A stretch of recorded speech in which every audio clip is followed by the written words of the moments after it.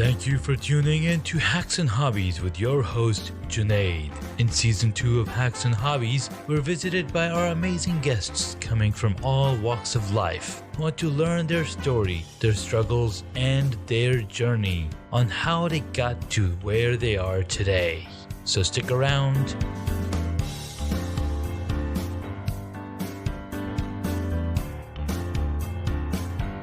In this episode, we get to speak with Michelle Peña. She's a publishing and social media consultant. And to be honest with you, I met her a few LinkedIn locals ago and been keeping in touch and following her journey. And she's a writer, editor, designer, filmmaker, and a speaker. And she's a very cool individual. And she's been busy and we've all been busy, but we finally have her here on the podcast. So Michelle, welcome to the podcast. Hello. Thank you so much, Junaid, for having me on. I'm really excited to be with you. You're welcome. Absolutely. We've seen a lot of your awesome videos and your really cool filmmaking.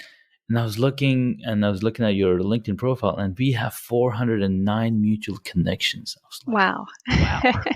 All great people, I know. Absolutely great people. So, Michelle, tell us a little bit about yourself. You know, how you got started, what makes you tick, and what's your journey? Sure. Yeah, I'd love to talk about that.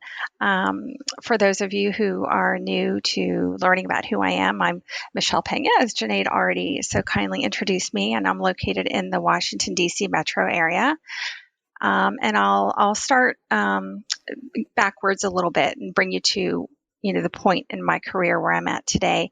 So many years ago, I started working as a technical writer, and then I transitioned to being a publishing director, and then worked exclusively for many years as a graphic designer. And that tends to surprise a lot of people.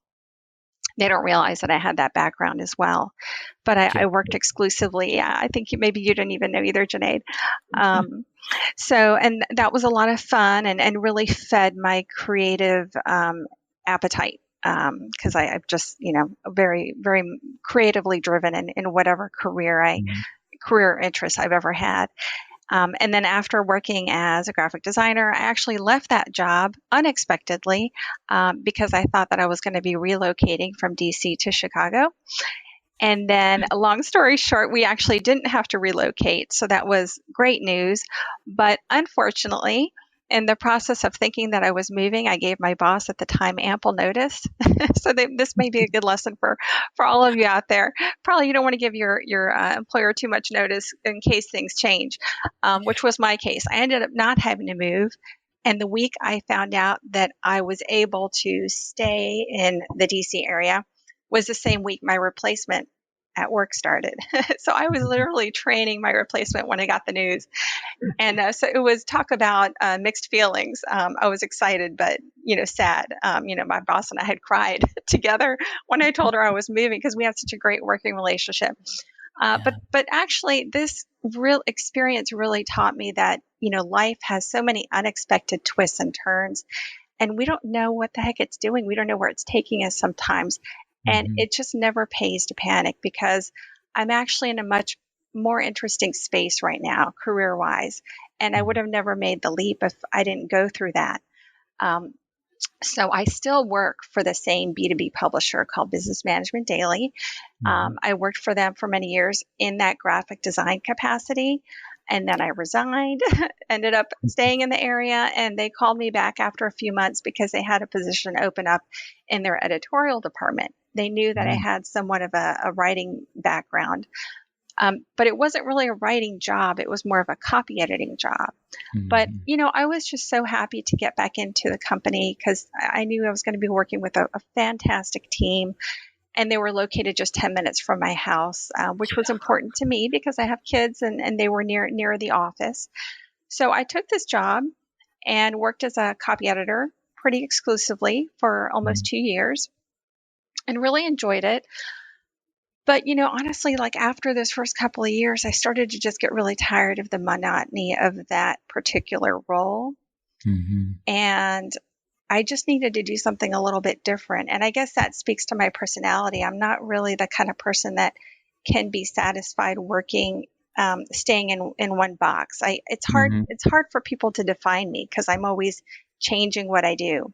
Yeah. It's hard for me to even understand where I'm taking myself in the next few years. I try not to think too long term. I stay a little bit more in the present.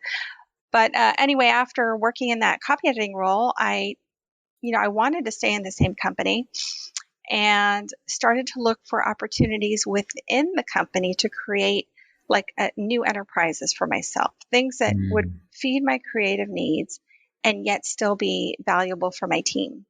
So I spoke with a couple of my colleagues and learned that they actually were in need of support, writing support.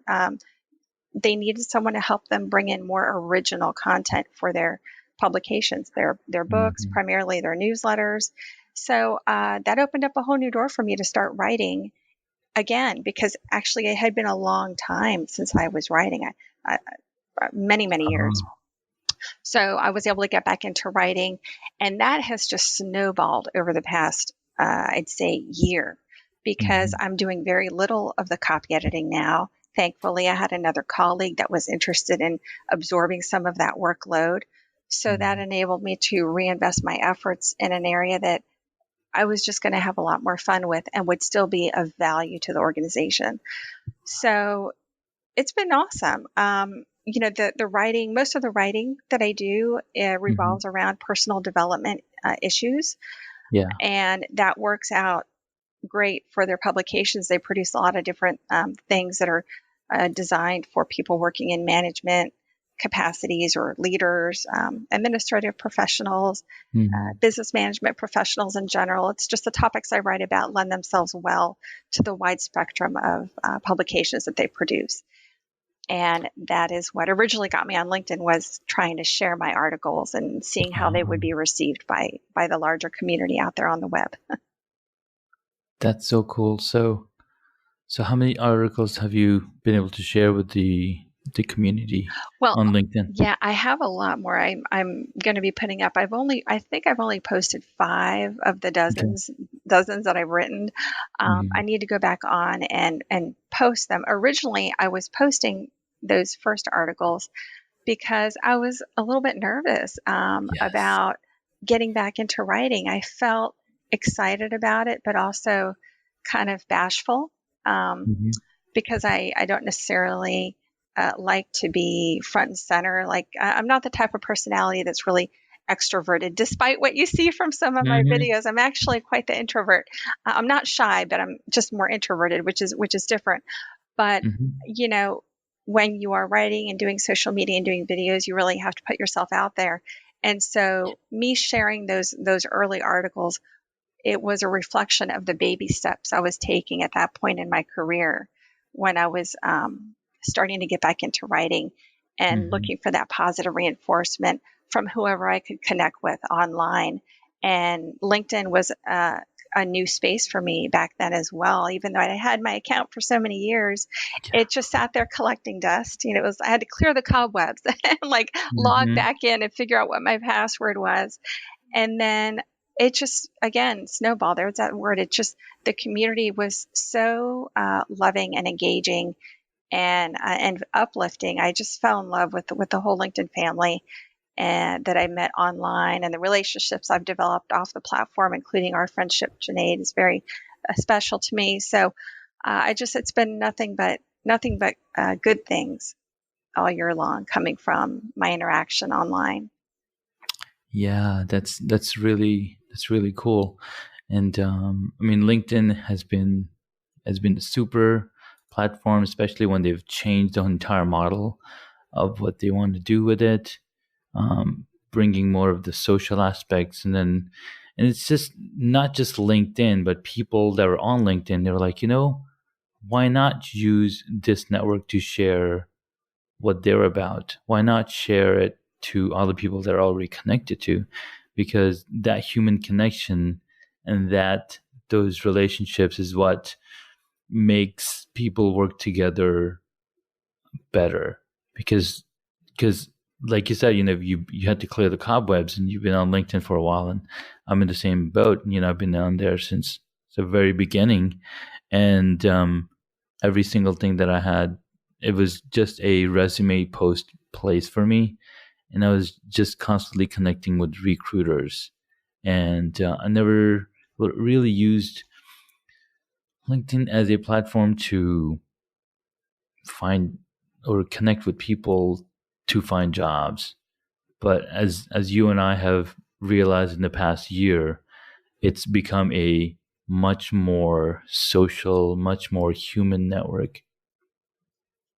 Yes, I entirely agree. I think that also reflects our need as human beings just to have a sense of belonging. You know, we may, many people may join LinkedIn or other networking platforms to originally to, hire employees and so forth. But it's more than that. It's really about connecting with people on a human level and making each other better individuals, Mm-hmm. better in our jobs, um, Yeah. more knowledgeable, and growing our confidence through those interactions, and helping each other when we run into issues. I mean, how many times I've seen online, either in direct messaging or on a post, where somebody Mm-hmm. is asking for information about how to do something. Just the other day, somebody who I met probably 8 months ago, she's in the UK, Mm-hmm. posted something about wanting to learn how to use Adobe InDesign and Illustrator. Mm. And so I replied to her post and said, "Hey, most people don't realize that I do this, but I know those programs. I could develop a whole e-learning course on my own on teaching people how to Nice. do this. I'm here for you if you have any questions." So she was really appreciative of that. And I'm glad I saw that post on the feed. I just caught it by accident as I Yeah. was scrolling. So I felt really happy that I was able to, reach out a hand to someone who I appreciate, who helped me back when I was getting started and learning to Mm-hmm. become comfortable online. Nice. See, those are the kind of stories that people don't really know. They're like, "Whoa, how did you get to 16,000 followers?" Or, it's all, you just gotta have to put content out there, connect with people, and learn what you can do for them, right? Absolutely. I think that that's totally what it is. I believe it was probably March. Oh, no, I'd say maybe Mm-hmm. February of 2017, Mm-hmm. approximately, that I started really getting into LinkedIn. And I had perhaps 300 followers back then. Mm-hmm. And now I'm whatever, over 16,000. But it's just been, I think, a reaction to the consistency of my posts, and just the realness of them. Yes. I do share personal stories in Mm-hmm. some of my videos or written posts, but Mm-hmm. I make them relatable in some way. I'm not just out there talking about myself, which would be boring because we all have lives, that are pulling us in different directions. But I try to share stories that in some way will uh, provide some value, either uplift, inspire, Mm-hmm. educate, entertain people, make them feel better about themselves at the end, or give them some kind of takeaway, something they can do better at work or when they Mm-hmm. get home to their families to improve how they're communicating with each other interpersonally. So I just love all that. No, that me too, because without those communications, without those connections, we just feel lost. Because a lot of the times, we're just looking for that connection, because we're on these social networks either to connect or to pass some time. Most people that are looking to connect, they're looking for those amazing stories, and then you'll see them commenting on the stories, and it's really cool. Love it. Yeah. Yeah. Actually, All right. one of the things that got Mhm. me into, because I talked about how I do, articles and written posts and so forth, but Mhm. touching a little bit more on the videos, one of the reasons that I started doing the videos Mhm. last year, well, there are multiple reasons. One of them was I was looking for a way to be able to collaborate with my team at work. So Mhm. they were interested in what I was doing on LinkedIn, although they didn't really want to get too involved in being online themselves. And Right. so the Okay. Okay. idea of collaborating on a scripted web series um, came to me, and we ended up doing some videos together, which we then I named Sunnyvale Incorporated, just like a funny name for the video series, which the company has on their YouTube playlist now. Yeah. But it's just been a fun way for us to work together and have fun. So whatever little movie we've put out is generally comedically inspired, but it ties into some relevant theme in the workplace. Whether it's how men and women communicate and how to help us all understand each other better, or how do you react if somebody as silly like office thievery, if someone steals your sandwich from the refrigerator, how are you going to Hmm. respond? There's just like a whole funny episode we did on that, or about Yeah. team building games and so forth. So that's one of the series of videos that I've had a lot of fun working on, that has helped me have an even better experience at work, and enable our team to have fun together. But apart from that, I was walking around in the city of Falls Church, near where I live, Hmm. and I saw a coffee cup I was in the park, and I saw a discarded coffee cup in the lawn, like the grassy Hmm. area. I picked it up and threw it away. My daughter was a little distance away playing on the swings. But this coffee cup caught my attention because on it was the logo for a coffee shop that I had frequented. It wasn't just any coffee shop, it was a Hmm. specific coffee shop that I knew of at the time, that was family run, and they were actually working their tails off to stay in business, because it's very competitive, and their business wasn't doing very well at the time. It's doing much better today, but at the time I realized, I'm like, my gosh, to anybody walking by this coffee cup thrown on the lawn, it's just a Yeah. piece of trash. It's an empty coffee cup. But I know the story behind this coffee cup, the story and the people behind this business. And Yeah. if more people knew their story, I just know so many more people would be attracted to them, That's and right. want to give them their business, because they don't realize that how badly they need it. These Yeah. people worked very long hours, had their kids in the coffee shop during their homework late at night, and they were just breaking even. They weren't even paying themselves for many Right. months. And so it just made me realize how the videos that we put out online can be purposeful. They can be human. They can appeal to us on an emotional level, Yeah. and still enable us to make a sale. Which people think we're out there trying to sell products, but you don't want to be sales. Right. You want to show people why it's important, and Exactly. the authenticity and the love that's all wrapped in. Wow. That see all of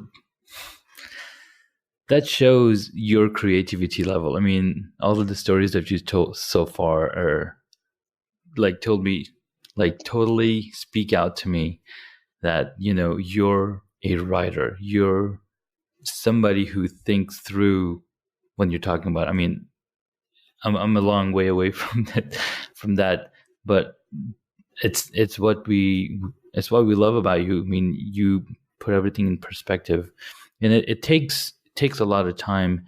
And I think a lot of the things that we do with our life, and the journeys that we take, and the things that we do help us become that kind of person. And so what I've seen so far is, you've been a graphic designer, which gave you that creative edge, and ability to pull out all the creative colors and the passion. And then being the editor, you know being able to read through other people's writings, and then get the fluff out and get to the point, made you a better writer. If What do you think? Does that make sense? Yeah, no, I totally agree. I really do. I think that all that goes hand in hand together Mhm. really, really nicely. Yeah. The same creativity that I would apply in my design work, I apply in my writing and in the video work, and it definitely Hmm. all there's a common ground there. And it's funny because when people refer to me as a writer, which I very much am, it's Hmm. so funny how I actually even had to get over my own imposter syndrome a couple years ago, getting back into writing, which I wanted to Hmm. do, and I took the initiative to pursue that, but I'd worked in that graphic design role for so many years. I almost thought, wait, I can't possibly reconnect with that writer side of my brain. How am I Yeah. going to do that? And as soon as I decided that I wanted to do it, it happened. So it's you telling yourself that you want something badly enough and you're just going to make it work. If me today, if I could talk to myself 2 or 3 years ago or say 3 years ago when I was still designing, Yeah. the advice I would have given to myself just 3 years ago was that the same energy that you invest in dreaming, whether it's a small dream or a big dream, it's the same amount of energy. So I would have told myself to dream bigger, because that's all it takes is dream bigger and allow yourself to go that way. I think it's important to set goals.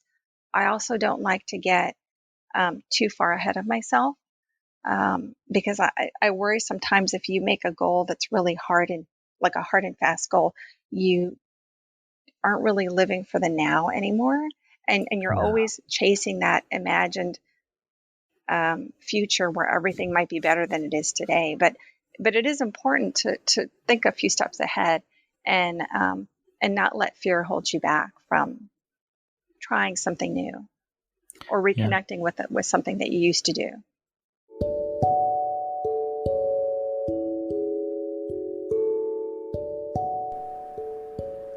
If you haven't heard about Anchor, it's the easiest way to make a podcast.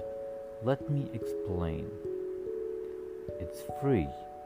There's creation tools that allow you to record and edit your podcast right from your phone or your computer. In fact, I'm recording this on my phone. You can make money from your podcast with no minimum listenership. So go ahead, download the free Anchor app or go to anchor.fm to get started. You're absolutely right. And facing my fears and getting into doing the podcast, right? So I started a podcast last year. I was like, and I had wanted to do it for a while. And I even started one about 2012 with my cousins, but we weren't able to take it too far because of the time constraints that we had. We were in different time zones. The applications and the software that was available wasn't as high tech. But I mean, I had resolved all those issues, but it all came down to, okay, you still need to spend time curating the content. You need to spend the time to edit the audio, get it all cleaned up, and then put it out there for the world to hear. Absolutely. Yeah. Yeah, I've seen you posting a lot more on Instagram, and it's so exciting when I see a new episode come up. I want to check it out right away because I've learned so much from listening to the other guests that you've had on. It's wonderful, and I'm glad to see you doing that. I actually need to do the same thing. You're inspiring me because, like I said, I've written so many articles and I have so many videos that I run in tandem with them for the company, and just for myself, that I need to share those more widely. I need to go back and actually post much more of them on LinkedIn. Find ways to repurpose them. I've got information about even how to quickly turn an article into more of a video with background film and captions that I want to experiment. So I have a lot of content, but I'm trying to look into new ways to also sharing that. So that's why I'm still holding on to so much. But seeing you crank all these episodes out, it gets me going. I'm like, all right, I need to channel Janae's energy. I'm so glad, because I'm looking at everybody posting videos on LinkedIn. I was like, oh my God, I haven't posted any videos on LinkedIn, but I'm still building content with this podcast. You definitely are. And the videos I've seen you do are great. I think it's important to remember also that, our audience is so large and not everybody consumes information the same way. We have videos, there's articles, there's podcasts. There's so many different avenues through which people are accessing their content. And so it's good to diversify. So, Absolutely. like you've done a podcast, and if there's information in the podcast that you learn about that can make a good article, you could probably just write something relatively easily that would come out nicely. And there you go. Now you have an article on LinkedIn that you Yeah. posted as well.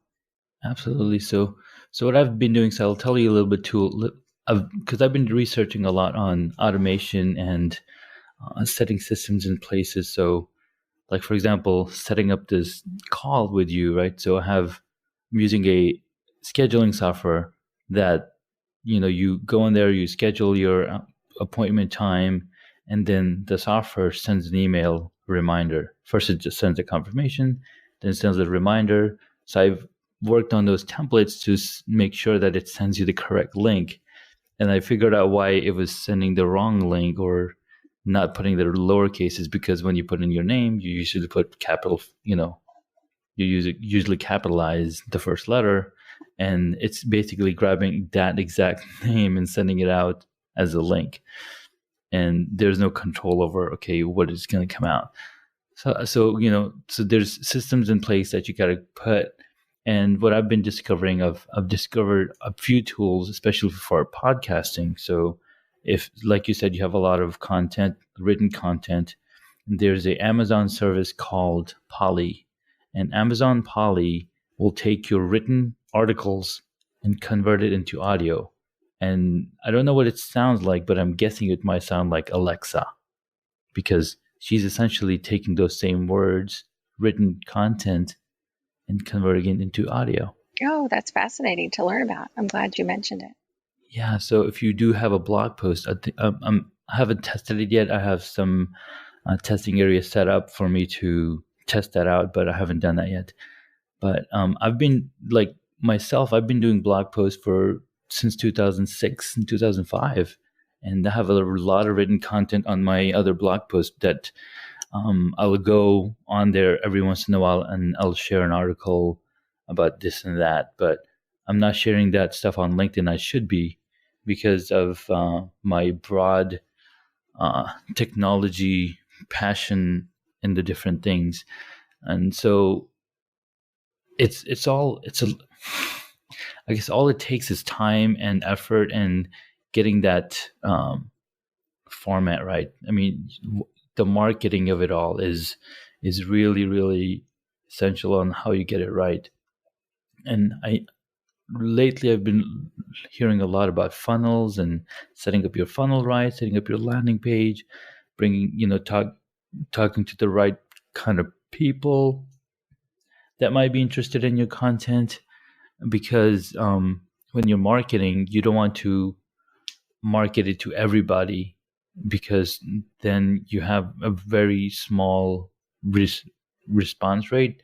But then when you have content, like for example, the stories that you're posting are very deep and thoughtful, and that's one of the reasons. Well, that's not the only. Let me say it right. That's one of the reasons why people are so attracted to it. But then also how LinkedIn markets that content, because they want more engagement, they want more people seeing more content. And it's weird how they have their algorithm set up. So yesterday I saw this video that Errol talked on, and the question was, what are you going to do when Instagram goes away tomorrow? Because there's so many people flocking to Instagram, right? There's so many people flocking to the latest platform. So this gentleman said, well, it doesn't matter what platform your information is on. What matters is the idea that you talk about. Like, for example, Jesus is the greatest influencer. There was no Instagram, there was no LinkedIn, YouTube. It was all word of mouth, and so as long as you have good ideas and you're reaching out to people, you should never have to worry about these platforms and what's happening to your content. I agree. I think it's just totally, it's brilliant. I think as long as you're staying in a consistent habit of producing your content and sharing it through whatever channels are available, at that moment that you're comfortable with, just keep doing it, because you'll continue growing your audience and continue growing in your skill in your craft. And if you do have your own website, that's wonderful, because like you said, you can then learn and properly establish the sales funnel and process to get people coming to your site to look into your services, products or services. Actually, it's funny, because being on LinkedIn for the past year, although I'm working full time for this publisher, I've always had a side business as well. Capital Publishing Corporation is the business through which I brand that. So it is incorporated formally, but I've done a variety of things through that company, primarily graphic design work and some social media consulting. But I wasn't actually marketing that the past year at all.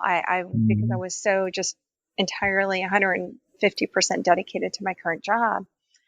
But because of all the content I've been sharing, not only did that engagement that I was putting out there raise awareness about my publisher and their products, it increased curiosity from the community about me as an individual, as a professional, and what I do and what else I'm capable of.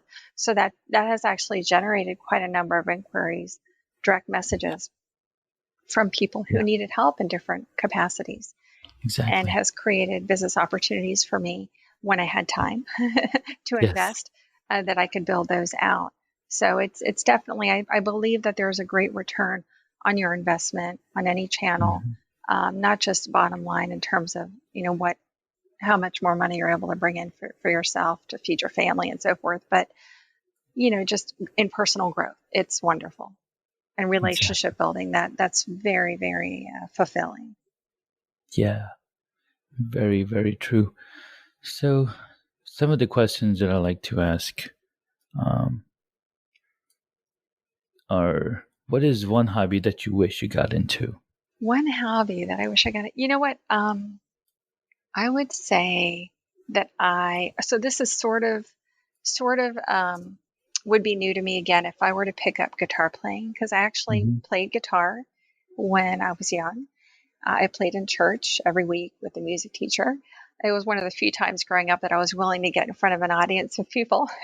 And I loved music. I guess that was another just creative outlet for me back then, was music. But over the years, like once I got to high school, I just got so busy with other things. I abandoned the guitar. I don't even know what my parents did with it. They probably saw that I wasn't using it and they sold it or something, and used it to pay for something else that I was doing, which was smart of them. But I think that I wish I had not stopped playing, but it's never too late to go back to it. So that's actually something that's been on my mind, that I'd like to go back to the guitar. So I love music. I love it. And that was always my favorite instrument to play. Awesome. All right. So what is your favorite movie or TV show? And if none, how about a book? That's another great question. I will say that in terms of movies, there are so many. But one of my favorite ones that I always circle back to is Moonstruck. That's not a movie that a lot of people may instantly know or remember, because I believe it was in the late 80s that it came out, but it starred Cher. She won Best Actress Award, Oscar for it, I believe.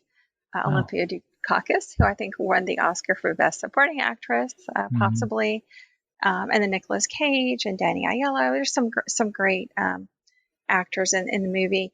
And I love it because it's a romantic comedy, which is always fun. I'm very drawn to those. But it's not just any kind of romantic comedy. It's just these characters are so wrapped up in turmoil. They each have different stories going on throughout the film. And the longer the movie goes on, just their lives converge. And it's interesting to see how their relationships either break or become stronger. So it's just funny. I don't want to give away all the good parts, but I'd highly recommend Moonstruck. It's really fascinating. Awesome. I will have to check it out. I've not seen that movie, but Nicolas Cage is in it, so I do have to check it out. He's one of my favorite actors. I don't know why, but he's just got a very, very certain thing about him. Yeah. And the movie's set in Brooklyn. It's in New York, so it's just really even better. it's really appealing to watch. Just it's very visually appealing on screen, and it's Moonstruck because in a way one of the characters is the moon, and it's so huge at different points of the movie, and it sort of shows how the moon has some kind of magical influence over these frail personalities that are being featured throughout the movie. So it's really interesting. You know, one interesting fact about the moon is that the moon will bring in, like, it pulls, because if you've noticed, the moon also creates higher tides. And for example, in ocean cities, when it's full moon, you have higher tides than when you don't have the full moon, because it has a magnetic effect on everything that's on Earth, which is really, really cool.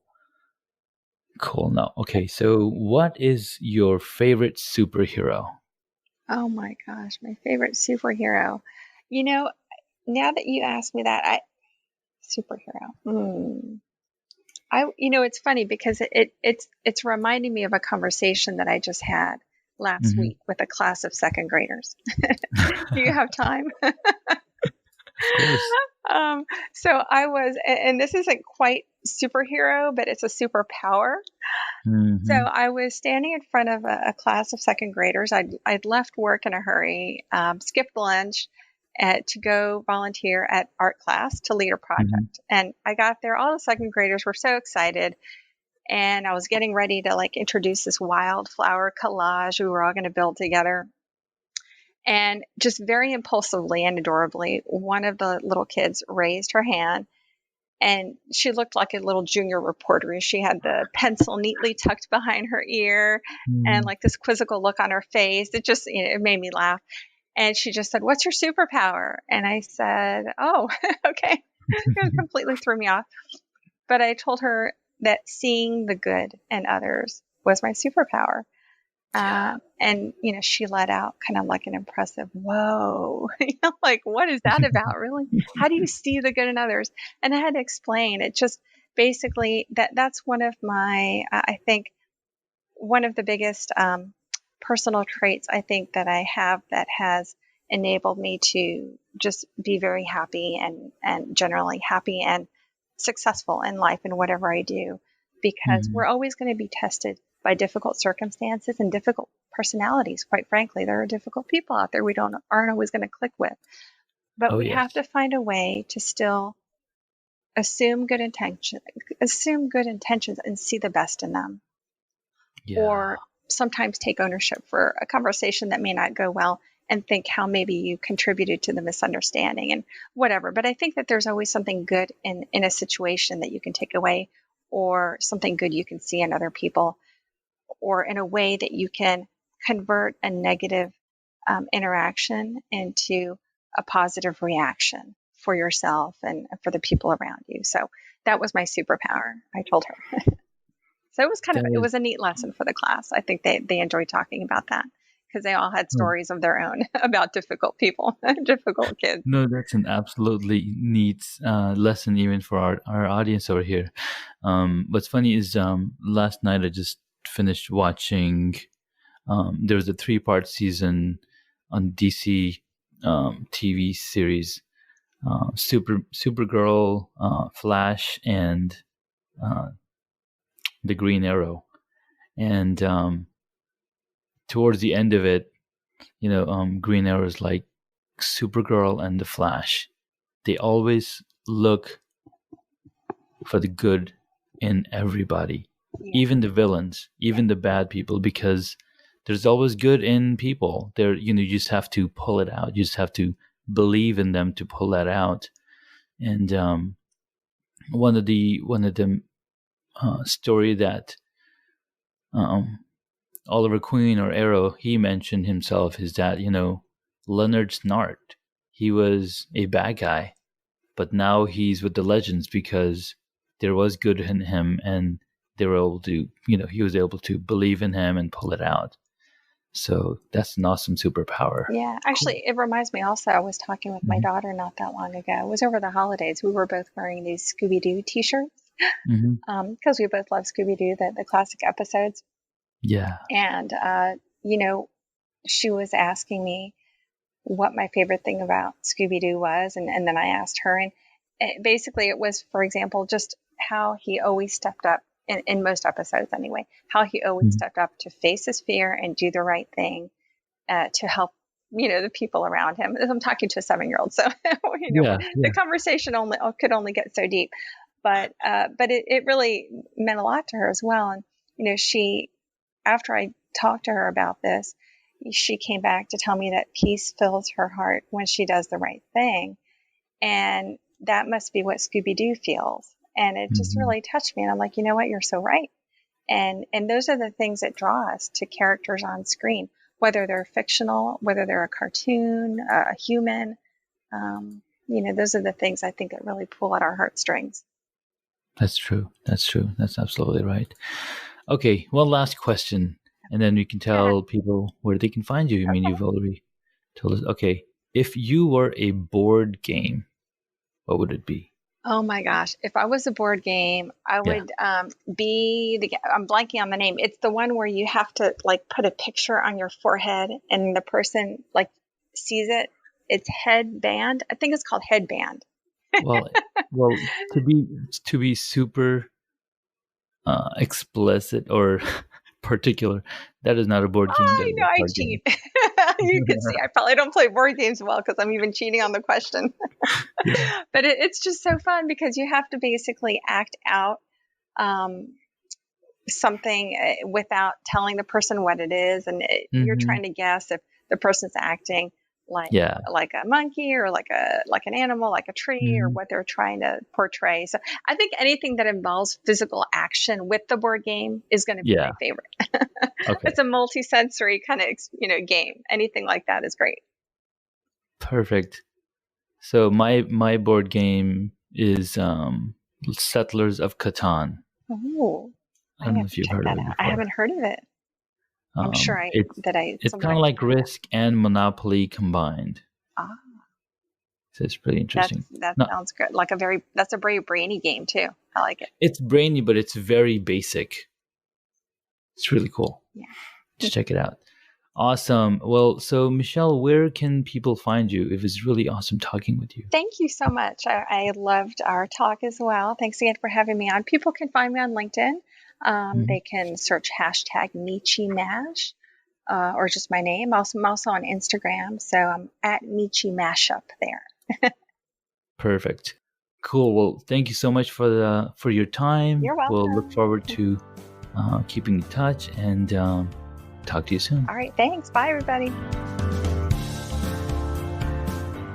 Thank you so much for taking the time to listen to this episode on Hacks and Hobbies. We absolutely appreciate your contribution. You can find additional notes on hacksandhobbies.com. Please share the podcast with your friends and tell them what you learned about our guest today.